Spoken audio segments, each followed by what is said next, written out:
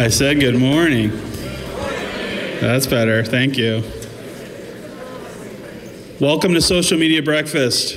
Who's here for the first time today? Fair amount. Who's been here since the very start? Anyone? Colin? Just me? I have been here since the very start. So welcome. I'm going to go through this little presentation, then we're going to hand it off to Andrew here. And I just have to say thanks again to IT Pros for the clicker.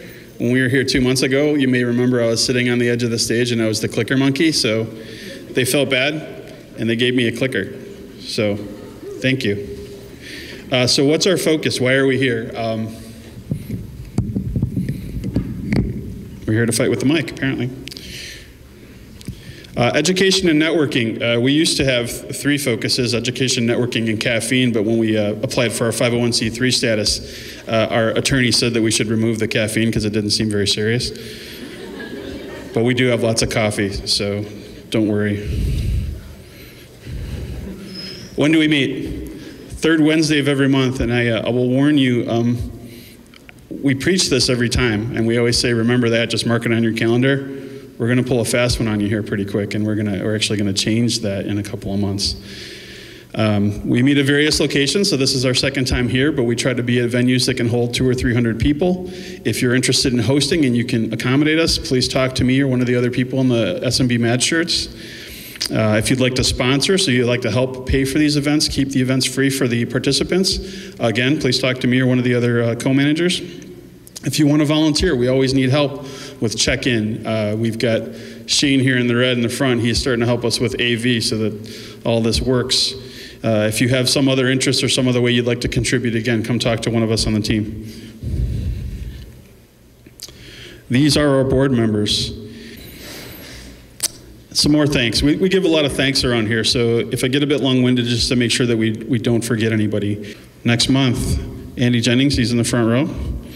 He's with Per Blue. He's a community manager. He's going to talk about gaming and building a community and using social to do so.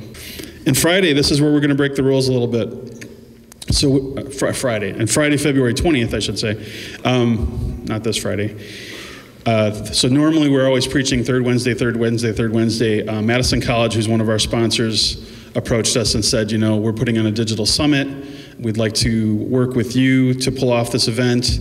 How would you like to, air quotes, sponsor the morning part of the event and forego your normal third Wednesday event? So that's what we're going to do to both support our sponsor and not to fight with them over an event, basically, because if we're third Wednesday and they're third Friday, we're probably fighting for the same audience. Just seems kind of silly, which is madisoncollege.edu/digital summit. If you've got good ideas, you've seen somebody else speak, or you've been part of a webinar and you thought somebody was really good and you think we could convince them to come here and speak, let us know. We don't really have any limits other than maybe we don't want to pay somebody thousands and thousands of dollars. For the most part, our speakers are free, which keeps these events free. We would consider maybe paying travel for somebody, but we haven't had to do that yet either, so those are the only real limits. This is our hashtag today, so if you're tweeting about us and you'd like somebody to follow along remotely, or you just want to be part of the general bigger conversation, include this in your tweets and that'll help. And so our premier level sponsors today are the Orpheum, Golden Days Bakery, which provided all the food in the lobby. They are not currently engaged heavily in social. They do have a website, it's goldendaysco.com. They're in Sun Prairie. They're very close to where the Century store used to be, if you're familiar with Sun Prairie. Century recently closed. Excellent, excellent food. Hopefully some of you had it. There was business cards out there. I'd encourage you to contact them if you have events you need catered. That's my pitch for them. Our other premier sponsors are the Orpheum, Madison College, Charter Business, and American Family Insurance. And Andrew, I'm going to hand it off to you.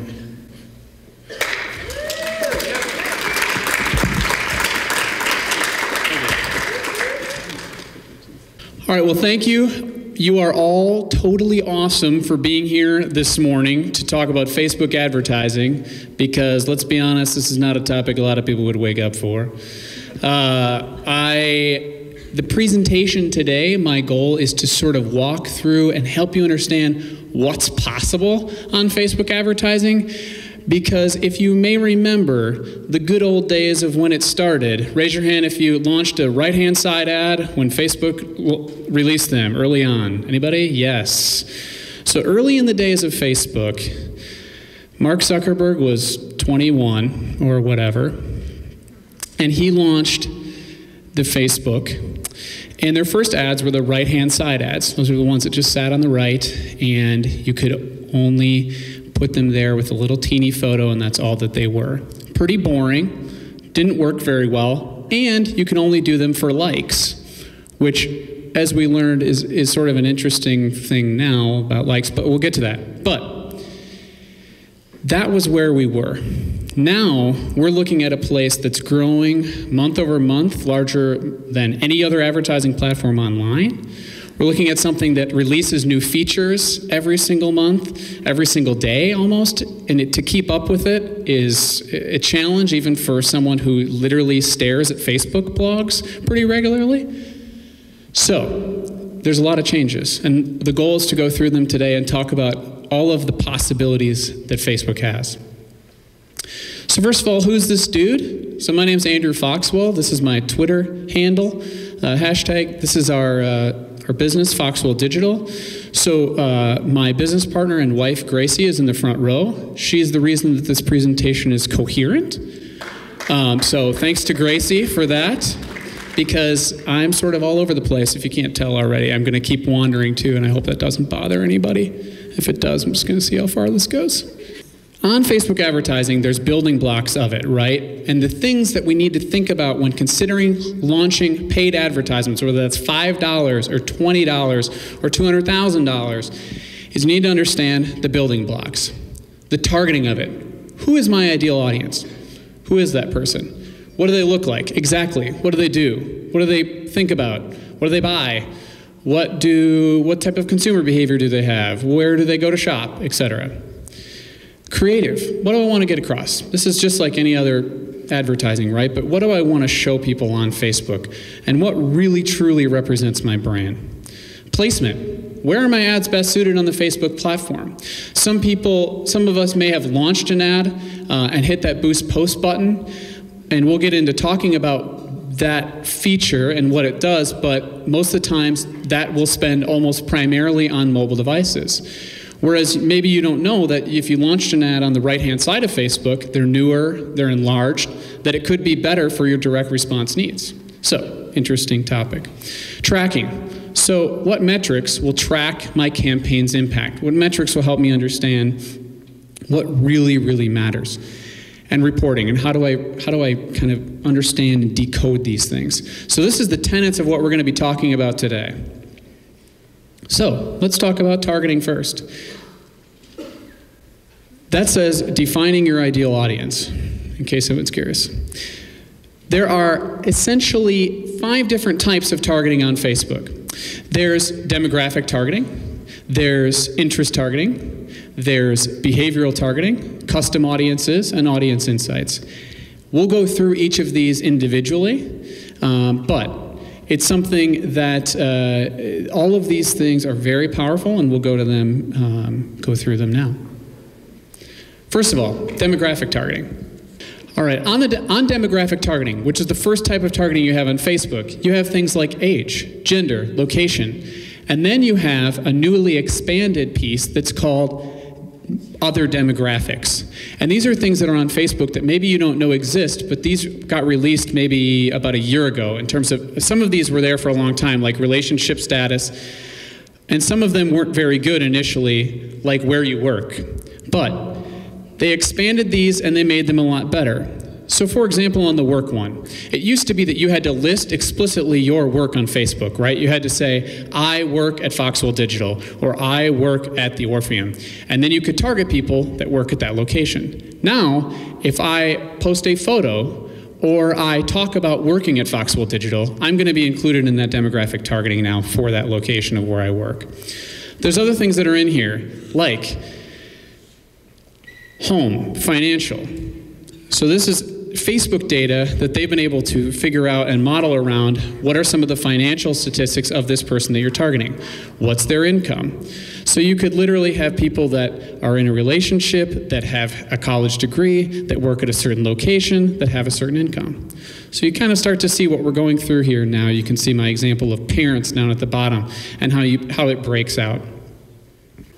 The next one is interest targeting. Now, interest targeting is what Facebook's had all along, and interest targeting is you're able to target pages that people like. Now, interest targeting is great. It's something that a lot of people use and a lot of people are familiar with.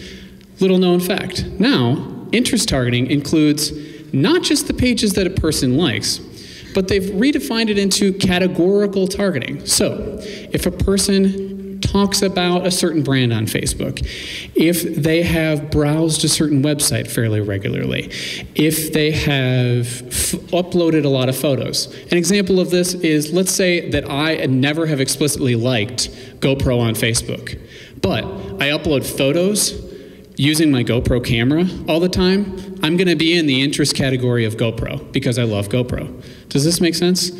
So it's modeling it a lot better than it used to. Articles that users have read, using cache data, they're able to understand, I have gone to this website, I read things in the New York Times quite a bit, I click on them, but I don't actually explicitly like the New York Times on Facebook. That's an option that you have. The bottom three are where it gets very interesting. We've all connected via Facebook using the Facebook Connect to log into other services, I'm sure. We've also maybe have listened to Spotify using the Facebook Connect login or via Open Graph, which is a certain API that Facebook has. And what these things do is, let's say I listen all the time on Spotify via logging into Facebook. Let's say I listen to a certain type of music, bluegrass music. I'm going to be in that. I'm going to be in the interest category for bluegrass music. So it doesn't just become that I have to target certain bands. It can be that I can target an entire category of people that have an interest that are captured from things that I do on the web. So this is another interesting thing. So thinking about these top to bottom, think about it as the top one, demographic, adding to that, the interest targeting, and now we're going to go on. We're going to go to behavioral targeting. So there's now behavioral targeting on Facebook, which is based on consumer data from 3 different large data vendors that Facebook has partnered with. And you're able to use certain consumer snapshots that Facebook has, or consumer groups, to target based on their credit card history, based on where they buy, based on all different types of things, what types of things they buy, etc. So some of the categories include, I also keep switching hands because this mic is sort of heavy, so I don't really know what to do with it. I'm just going to keep doing this.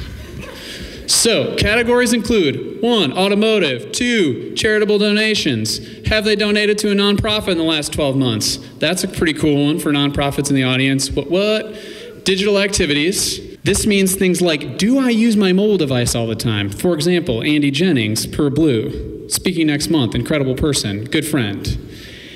Andy Jennings may use this target because it actually is available and it says people that play mobile games regularly within the last month or whatever.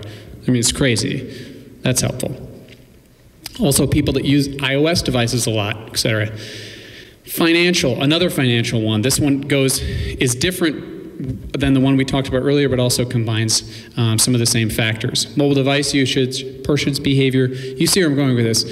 The behavior list goes to over 100 more. In some accounts, and everybody actually, usually they're all the same. But in some accounts that I've worked with, and Foxwell Digital, we worked with over 60 different clients since we launched about a year ago, and I have seen accounts that have 300 different behavior categories. There are things that are crazy, like you can literally target a group that's people that are likely to buy a used VW in the next 180 days. May or may not be helpful. To me, really helpful. Tons of VWs used that I need to get rid of, but you, maybe not so much.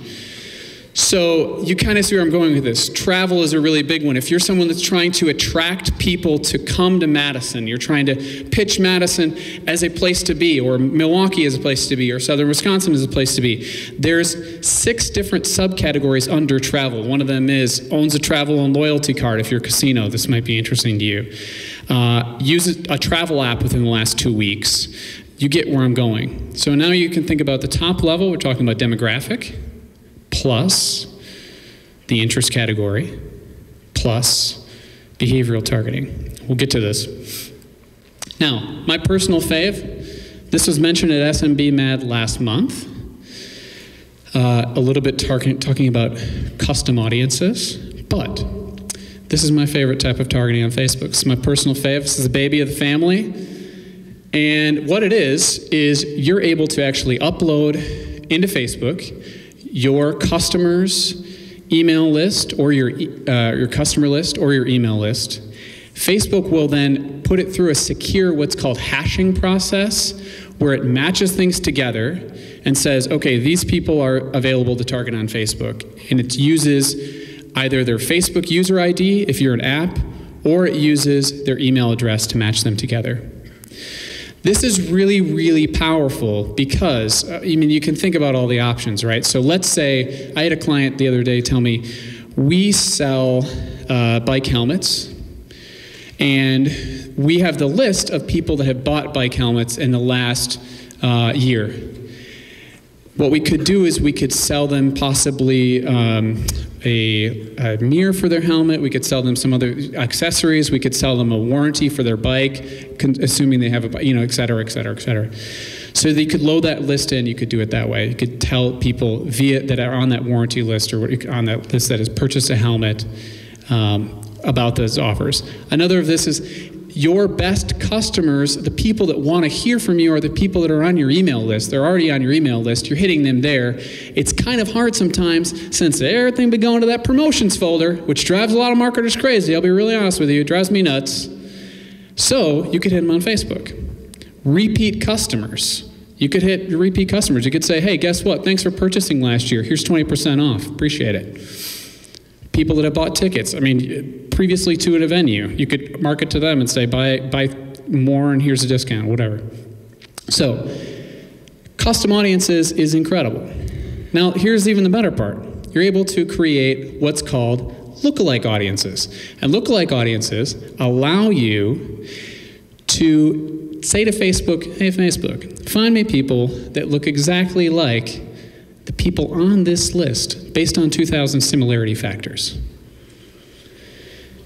I was at Gracie and I were at a Facebook small business event in Chicago this summer, and I asked the director of small business for Facebook, Dan Levy, I asked him, I just gotta be honest, how many factors go into lookalike audiences? He said, I'm trying to lean on this. He said 2,000, around 1,000 to 2,000. I was like, how do you have 2,000 factors? It's crazy. He said, yeah. I was like, does it include, how many beats per second our heart rate is or whatever? And he's like, close. Yeah, it's close. So the deal is, you're now getting a picture of all of the possibilities, right, of some of these targeting possibilities that are out there. So you're able to create lookalike audiences off of that. And you can do it not just for real similarity, but you can also do lookalike audiences for what's called greater reach. So you can say to Facebook, find me people that look a little bit less exactly like that audience, but are still very similar based on a lot of different factors. So you're able to create different sizes of those audiences, which is also helpful if you want to hit more and more people. Another really good one, and those of you who have read John Loomer's website, John's a really good friend of mine. John, you may know this, loves website custom audiences, and he would definitely want me to discuss them. So website custom audiences, what it is it's a retargeting pixel that you can put on your website, and it allows you to create dynamic retargeting pools based on where people have gone to your website. So you put the pixel on your website, then you get to go into the Facebook Ads Manager or the Facebook Power Editor, and you get to say, people that have come to andrewfoxwell.com/shopping cart, I want to retarget people that have specifically gone to the shopping cart.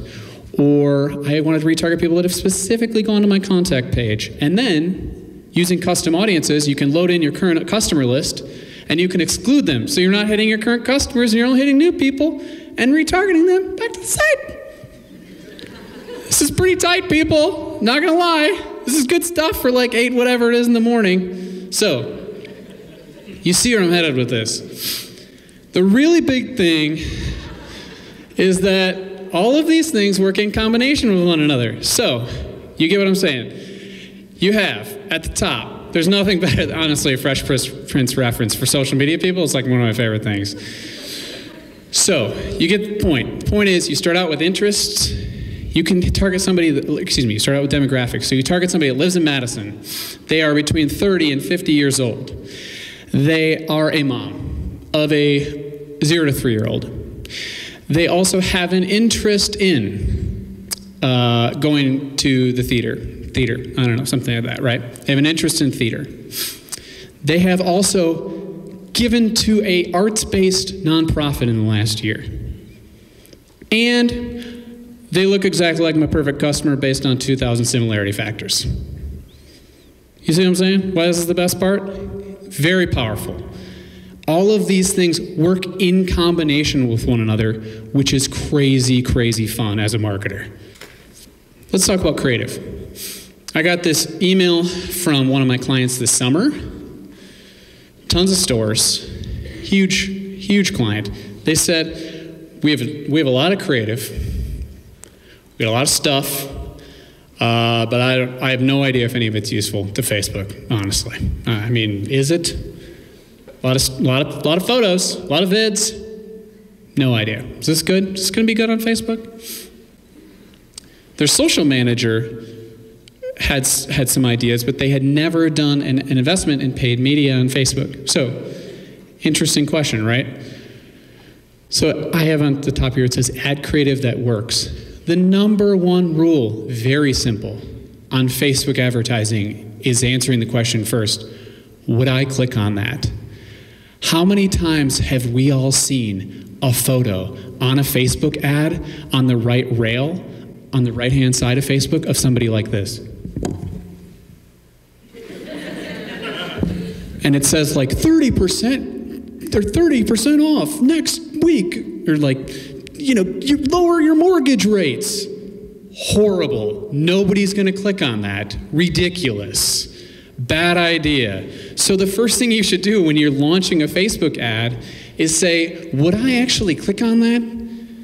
Now that we have the newsfeed on mobile, we have the newsfeed on desktop, we are able to, if Facebook is the number 3, according to ComScore, most popular website in the United States, we are able to put an ad on the 3rd most popular website in the United States in front of the most people in the United States.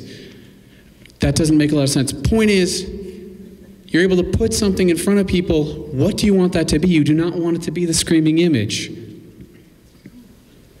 We've all seen that crazy ad, right? Like, it's insane. But answering the question, would I click on that?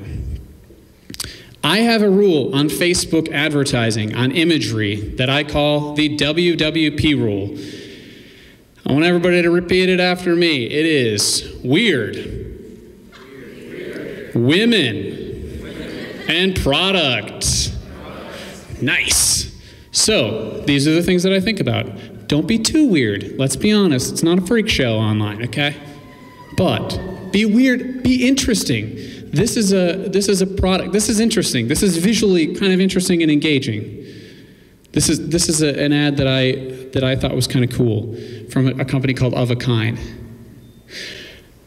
This is just from Hootsuite. I mean, this is good, right? Dog and a woman on a laptop. I mean, that's good stuff right there. Dog's cute, girl's cute, Apple laptop, boom. Now, some people say when you actually have, okay, so here's another thing. Social media people, a lot of us in the audience, actually nobody in this audience, there's a lot of people in our industry that I call digital dark artists. There's a lot of people that go out and they're like, you have to do this. This is obviously what you have to do. You should post this time. You should do this. You should definitely follow these rules. And if you don't, you're going to be screwed and your organic reach is going to go in the toilet. This is a lie, okay? This is honestly a lie. You have to ultimately test, of course, and Facebook allows you in the ad manager to upload up to 6 images to multivariate test imagery right off the bat because the image is the most important part of it. So test, you're never gonna know. You're gonna wanna just give it a shot and see what works and what doesn't work. It's all about testing. But I'm remembering to follow kind of that weird women or product might be helpful to you. Now let's talk about ad placements. Ad placements, you have the right-hand side on your homepage. You have the desktop newsfeed. You have the mobile newsfeed. Placements are really an interesting piece, and this is where I'm going to get back to that boosting post thing that I talked about earlier. When you boost a post, what happens is it will automatically create 2 ads. Maybe you know this, maybe you don't, and this was just sort of FYI. It creates 2 ads. One to your fans, one to your friends of fans with no interest targeting or anything, 18 to 65. So when you boost a post, it is actually wasting your money. John Loomer and I call this the easy button. I trust me, I've had plenty of people come to me and say, I boosted a post, totally cool, all good, you've given it a shot, you see what Facebook can do for you, love it. But my point is, if you're gonna spend the money, spend it in a way that you know is more targeted.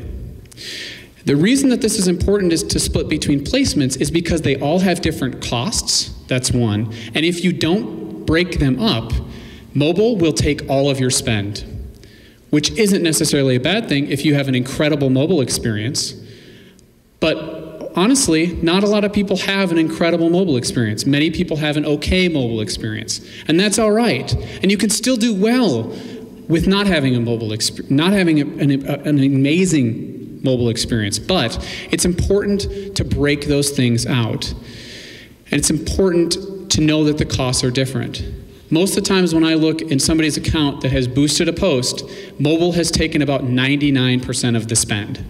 So you've never shown your ad on desktop, you've never shown it on the right-hand side, and maybe you didn't get any leads, you know, if you're going for that, or maybe you didn't get any emails, or you didn't get as many clicks because there wasn't as much actionable stuff to do on mobile. So it's an important thing to do, and it's easy to break those things out once you kind of understand some of the tools on Facebook. Let's talk about a little bit about tracking. Interesting topic.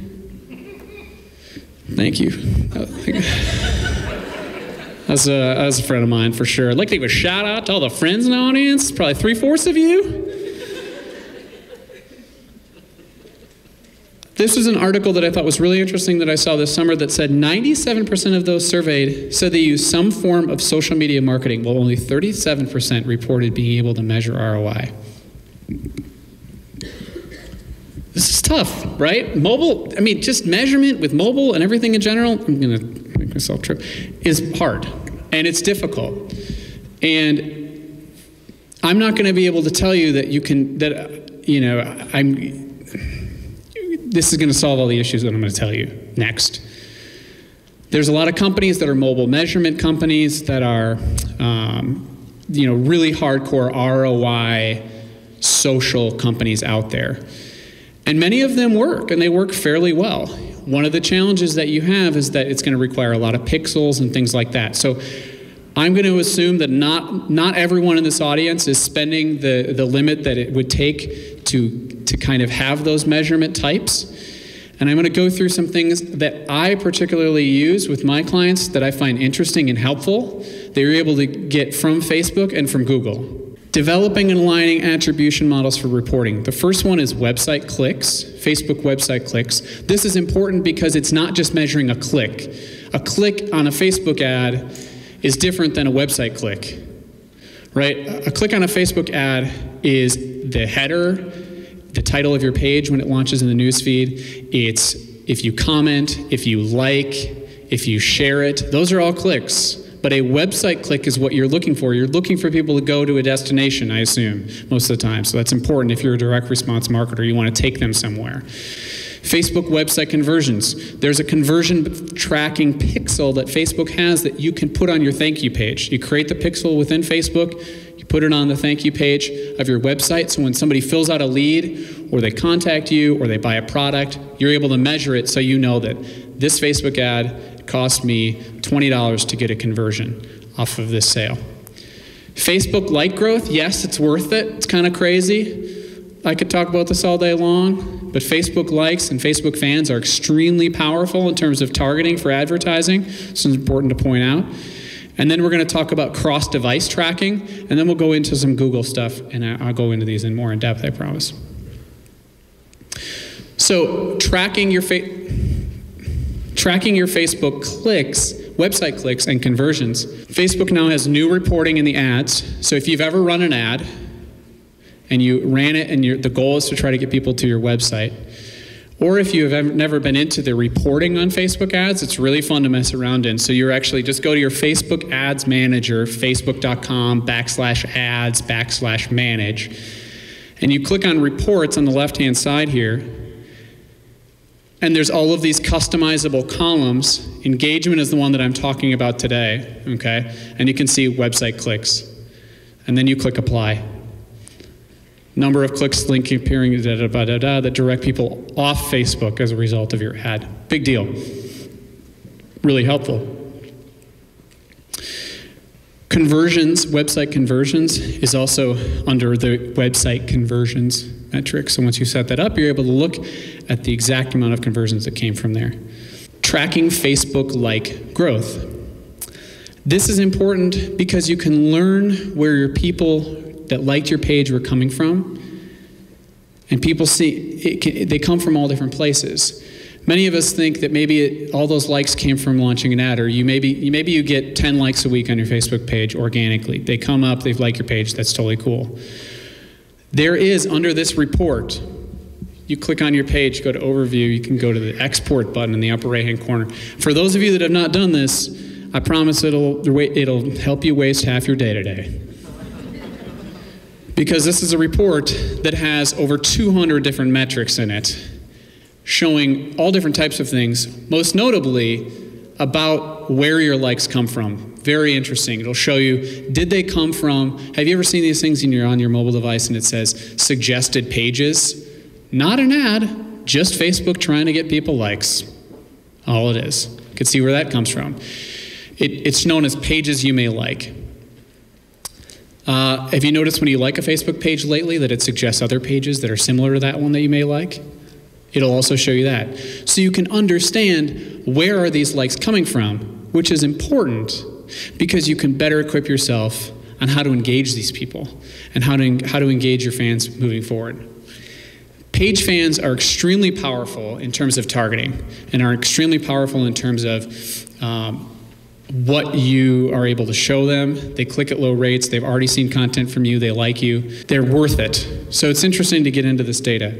Talking about cross-device tracking. This is another really fun one that ties to, I probably should have had this slide after the other one, but that ties to the Facebook conversion pixel. So you put that conversion pixel on your thank you page. You're able to break down where the ad was shown and where they converted. Where did they convert it?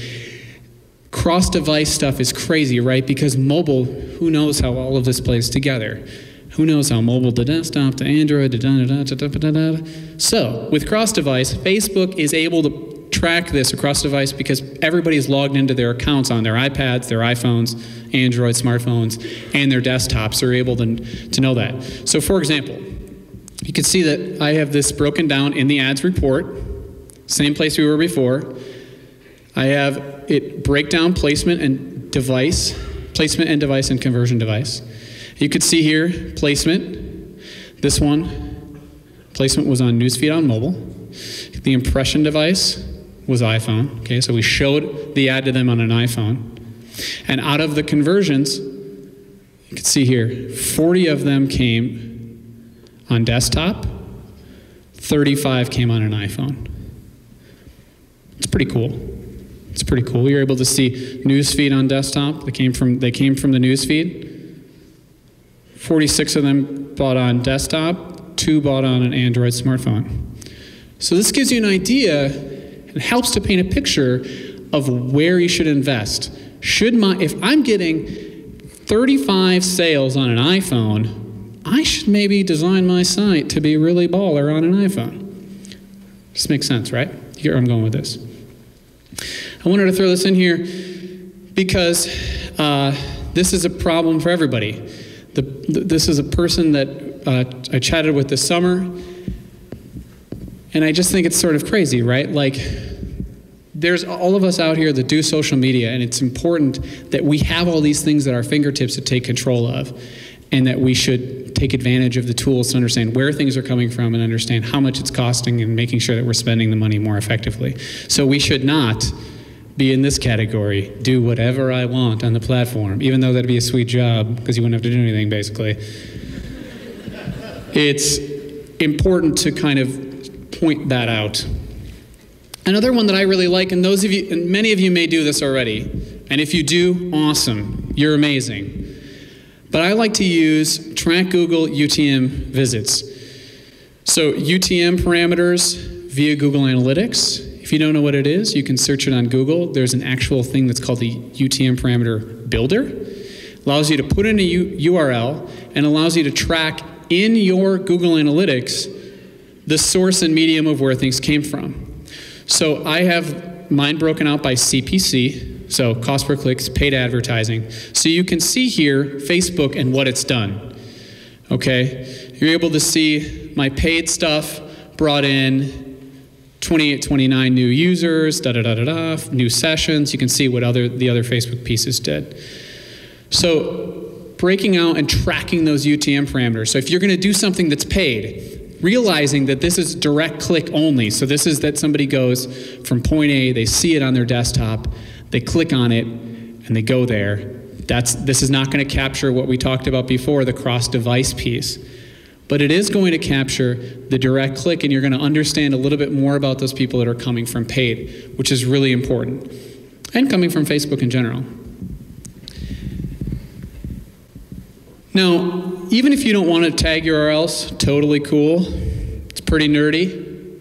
But you can also get into tracking the Google Analytics referrals and time on site. So many of you may struggle with a classic thing that a lot of people do, which is Facebook long ago, like I said, had only the right-hand side advertisements, and they only were for likes. A lot of people did that. They were very excited, saw nothing come from it, and there's definitely those bosses out there, I've had them, trust me, that are like, yeah, Facebook's worthless, right? Like, it's not going to do anything.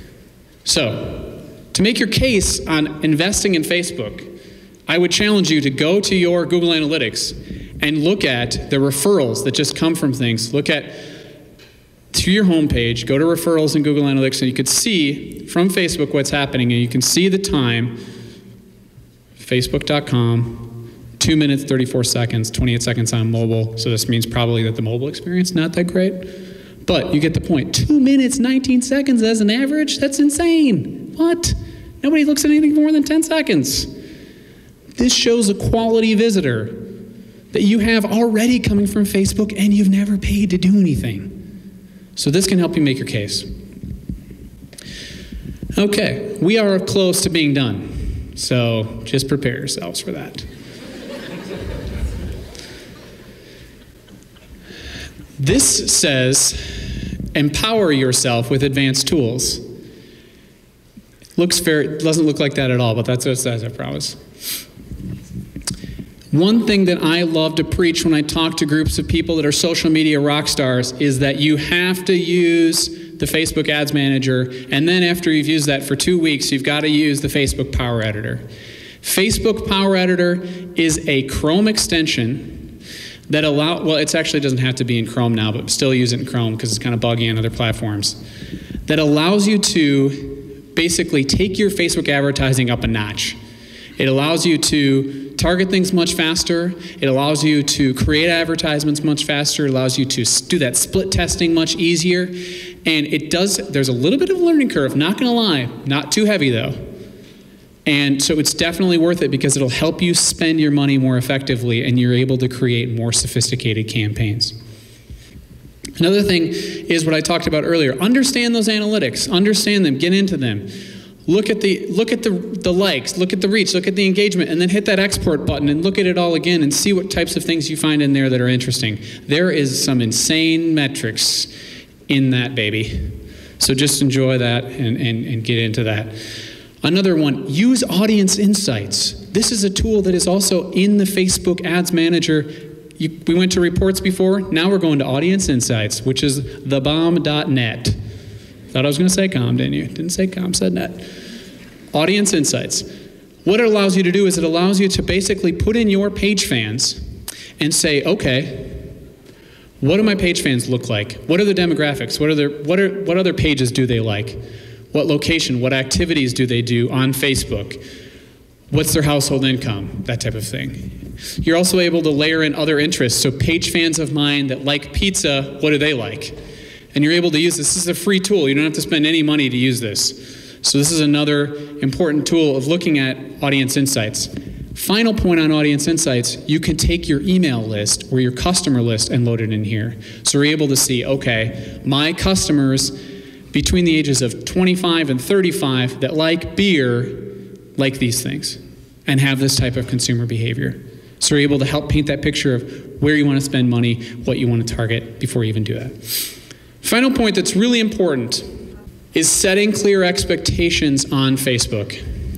Setting clear expectations, which is knowing that it's a different type of equation than search engine marketing, which a lot of people, it's hard to grasp that. But the reason I say this is when you're considering this, we have to understand and remember that search engine marketing, if your cost per conversion or your cost per lead, or maybe you're not e-commerce, but you know that you can get people via Google AdWords to your site for a certain cost. It's a different thing because it's demand capture. They are expressing an intent to look for you. On Facebook, it's demand generation, unless you're doing retargeting. It's demand generation. You're basically saying, I have this thing that I'd like to sell to you, and maybe you don't know it yet, but you're going to want to buy this. I'd like to generate that demand for you. So it's a different equation. There's going to be different costs, and it's going to take longer to figure out Facebook because you have to convince people and bring them through the funnel the right way. So it's important to understand that and setting those clear expectations with your boss or with whoever, or with yourself, that you're not going to blow it out of the water right away. Maybe you won't. Maybe you will. I've had people that have been majorly profitable in the first 15 days, no problem. But I'm just wanting to point that out and set those expectations. So that's a wrap. Could have said RAP, said WRAP. So, dry humor, you could tell. Number one, who are you targeting with your online content and ads? Who do you want to target? Number two, why? Why are you targeting them? Why do that? Number three, how are you attributing success across multiple channels? And number four, what specific metrics and data are you reviewing to continually refine and improve your online marketing strategies? So how are you attributing this? These are the four big tenets of things as you think about going into this. And that's it. So I don't know if we're taking questions. Are we taking questions? Maybe not. Okay, so thank you. Super awesome to see you all here.